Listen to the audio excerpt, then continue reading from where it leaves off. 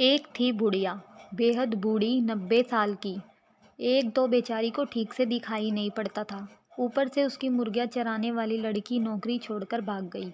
बेचारी बुढ़िया सुबह मुर्गियों को चराने के लिए खोलती तो वे पंख फड़फड़ाती हुई सारी की सारी बुढ़िया के घर की चारदीवारी फांद कर अड़ोस पड़ोस के घरों में भाग जाती और कौ कुड़ करती हुई सारे मोहल्ले में हल्ला मचाती हुई घूमती। कभी वे पड़ोसियों की सब्जी खा जाती तो कभी पड़ोसी काट कर उन्हीं की सब्जी बना डालते। दोनों ही हालातों में नुकसान बेचारी बुढ़िया का होता। जिसकी सब्जी बर्बाद होती वह बुढ़ियाओं को भला बुरा कहता और जिसके घर में मुर्गी पकती उससे बुढ़िया की हमेशा के लिए दुश्मनी हो जाती। हार कर बुढ़िया ने सोचा कि बिना नौकर के मुर्गियां पालना उसकी जैसी कमज़ोर बुढ़िया के बस की बात नहीं। भला वो कहाँ तक डंडा लेकर एक एक मुर्गी को हाफती फिरे। ज़रा सा काम करने में ही तो उसका दम फूल जाता है। और बुढ़िया निकल पड़ी लाठी टेकती नौकर की तलाश में। पहले तो उसने अपनी पुरानी मुर्गियाँ चराने वाली लड़की को ढूंढा, लेकिन उसका कहीं अता पता नहीं लगा। यहाँ तक कि उसके माँ बाप को भी नहीं मालूम था कि लड़की आखिर गई तो कहाँ गई। नालायक और दुष्ट लड़की, कहीं ऐसे भी भाग जाता है। ना अता ना पता, सबको परेशान करके रख दिया। बुढ़िया बड़बड़ाई और आगे बढ़ी। थोड़ी ही दूर पर एक भालू ने बुढ़िया को बड़बड़ाते हुए सुना तो वह घूमकर सड़क पर आ गया और बुढ़िया को रोककर बोला, गुर्र। बुढ़िया नानी नमस्कार। आज सुबह सुबह कहाँ जा रही हो? सुना है तुम्हारी मुर्गियाँ चराने वाली लड़की नौकरी छोड़कर भाग गई है।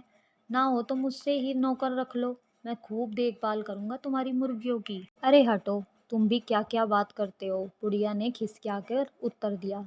एक तो नीरे काले मोटे बदसूरत हो, मुर्गियाँ तो तुम्हारी सूरत देखते ही भाग खड़ी होंगी। फिर तुम्हारी बेसुरी आवाज़ सुनकर उनके कानों में पड़ी तो वे मुड़ के दड़बे की ओर आएंगी भी नहीं। एक तो मुर्गियों के कारण मोहल्ले भर में मेरी दुश्मनी हो गई है, दूसरा तुम्हारे जैसा जंगली जानवर और पाल लूँ तो मेरा जीना भी मुश्किल हो जाए। छोड़ो मेरा रास्ता, मैं खुद ही ढूंढ लूँगी अपने काम की नौकरानी। बुढ़िया आगे बढ़ी तो थोड़ी ही दूर पर एक सियार मिला और बोला, हुआ हुआ राम राम बुढ़िया नानी, किसे खोज रही हो? बुढ़िया खिसियाकर बोली, अरे खोज रही हूँ एक भली सी नौकरानी जो मेरी मुर्गियों की देखभाल कर सके। देखो भला मेरी पुरानी नौकरानी इतनी दुष्ट छोरी निकली कि बिना बताए कहीं भाग गई और अब मैं मुर्गियों की देखभाल कैसे करूं? कोई फ़ायदे की लड़की हो बताओ जो 100 तक गिनती गिन सके ताकि मेरी 100 मुर्गियों को गिनकर दड़बे में बंद कर सके। यह सुनकर सियार बोला, हुआ बुढ़िया नानी, ये कौन सी बड़ी बात है। चलो अभी मैं तुम्हें एक लड़की से मिलवा देता हूँ। मेरे पड़ोस में ही रहती है, रोज़ जंगल के स्कूल में पढ़ाने जाती है, इसलिए 100 तक गिनती उसे ज़रूर आती होगी। अकल भी खूब अच्छी है, शेर की मौसी है वो। आओ तुम्हें मिलवा ही दूँ उससे। बुढ़िया लड़की तारीफ की सुनकर बड़ी खुश होकर बोली, जुग जुग जियो बेटा, जल्दी बुलाओ उसे काम काज समझा दूँ। अब मेरा सारा झंझट दूर हो जाएगा, लड़की मुर्गियों की देखभाल करेगी और मैं आराम से बैठकर मक्खन बिलोया करूंगी। सियार भागकर गया और अपने पड़ोस में रहने वाली चालाक पूसी बिल्ली को साथ लेकर लौटा। पूसी बिल्ली बुढ़िया को देखते ही बोली, म्याऊं बुढ़िया नानी नमस्ते, मैं कैसी रहूंगी तुम्हारी नौकरानी के काम के लिए। नौकरानी के लिए लड़की जगह बिल्ली को देखकर बुढ़िया चौंक गई। बिगड़ कर बोली, हे भगवान, कहीं जानवर भी घरों में नौकर हुआ करते हैं? तुम्हें तो अपना काम भी सलीके से करना नहीं आता होगा, तुम मेरा काम क्या करोगी? लेकिन पूसी बिल्ली बड़ी चालाक थी।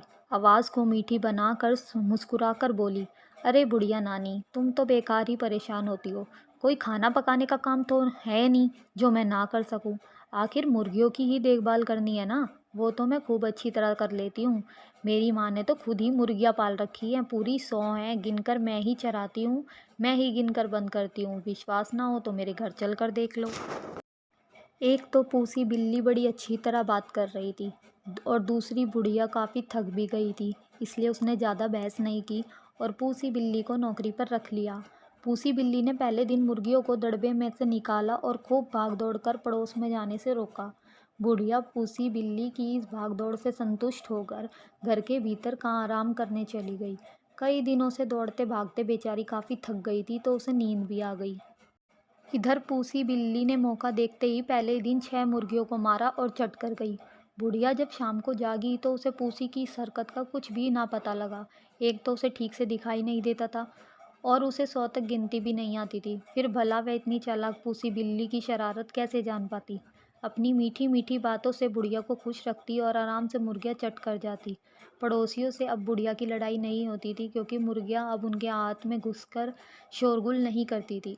बुढ़िया को पूसी बिल्ली पर इतना विश्वास हो गया कि उसने मुर्गियों के तड़पे में की तरफ जाना छोड़ दिया। धीरे धीरे एक दिन ऐसा आया जब दड़बे में 20-25 मुर्गियां ही बची।